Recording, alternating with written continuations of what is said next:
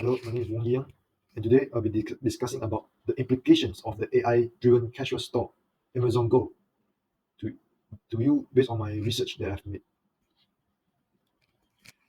There are three types of implications, which are social, legal, and ethical, that I have researched on. All of them consist of a positive side and the negative side. This is a table that I've made which summarize the topics that I'm going to discuss with you today.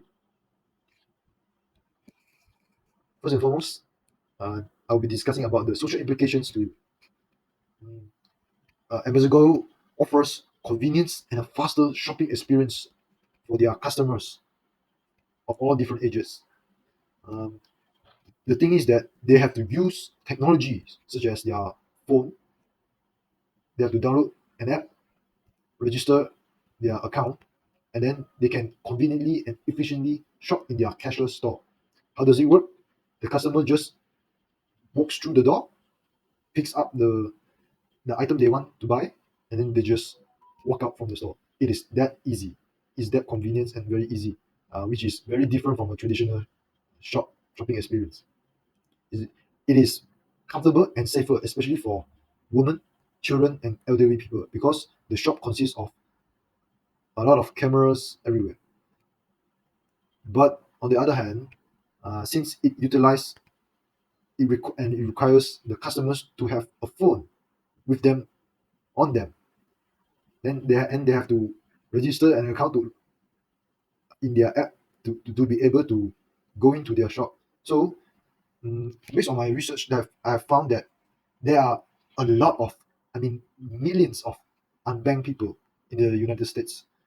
Unbanked people means by that is that they have a bad credit history, and the person who doesn't own a credit card or a debit card, which is required to be keyed into the Amazon Go app before going in, before available to go into the shop.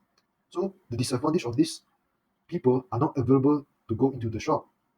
And some more, elderly people and less tech savvy people are not familiar with the latest technology or have perhaps the latest phone. They probably still have their older generations phone, so they cannot go into this shop to have this kind of experience. So this is the negative implication side of it, for the social implication. For me, my suggestion is that for an ethical inclusion, uh, I suggest that we can have different types of payment methods. Uh, Although their goal is not to have cash, but for an ethical inclusion, I strongly believe that they should include cash payment and perhaps a physical credit card or debit card payment method as well. And another way is that um, staff members should help the less tech savvy people, such as the elderly people or maybe even young children who doesn't not who are not familiar with the technologies yet, help them, guide them through the to be able to experience this kind of shopping in their store. This is my suggestion. Onto the legal implications. Mm, since the shop has a lot of cameras which uh, monitors the actions and the behaviors and even records the data, their synthetic data of of their customers. They have a strong Amazon Go have a strong data collection, and I believe that they should have a strict privacy policies in order to protect people, from further cyber harm, especially on the negative side. There are potential data breaches, hackers hacking, accessing the sensitive information, which can cause a very bad reputation to the shop and harm the person and the people shopping there as well. For my suggestion on this ethical data security, I strongly believe that they should have really be transparent about our data collection and have a strong encryption and perhaps minimizing their customers' data collection so that they can really reduce the risk of potential data breaches and sensitive information leaking and be in the wrong hands. Laws should be created to protect their customers, and Amazon Go should comply with them. This is my suggestion for it. Now, on to the ethical implication. Amazon Go, which is a cashless driven AI driven store, has the potential to create a new shopping experience which also consists of sustainability. Now, I believe that this is strongly important for our world as we can reduce our carbon footprint, minimize uh, uh, cash, paper cash, and perhaps using lesser metal coins. Sometimes the coins are littered on the streets, on the floors, you know, and it's not really eco-friendly, I believe. This is the positive side of the ethical implications that I have researched on. The negative side on it is that since it is a big tech company who has the capital to make this kind of sustainability, and it will draw in millions of potential customers to their shop. This thus creates an ethical market dominance in their country. I believe that it can widen the gap between their company, which is a large business, and a small, perhaps a convenience store.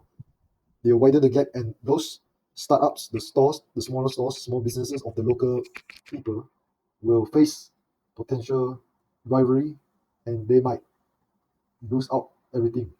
They will be beaten by the market dominance, but from a big tech company such as Amazon Go. For me, my suggestion, based on research, is that their government should be involved in this crucial ethical concern. They should make laws to regulate customer market practice to prevent monopolistic behavior and protect their local smaller businesses as well. They should promote transparency, and ethical standards, ensuring that consumers are not disadvantaged by the lack of competitors out there. So this is my point of view. For the UNESCO's core value, I've chosen the topic of ensuring diversity and inclusiveness because there are a lot of races, different ages, a lot of underprivileged or disadvantaged people out there in the world. So I strongly believe that Amazon Go, as a company, should ensure diversity and inclusiveness.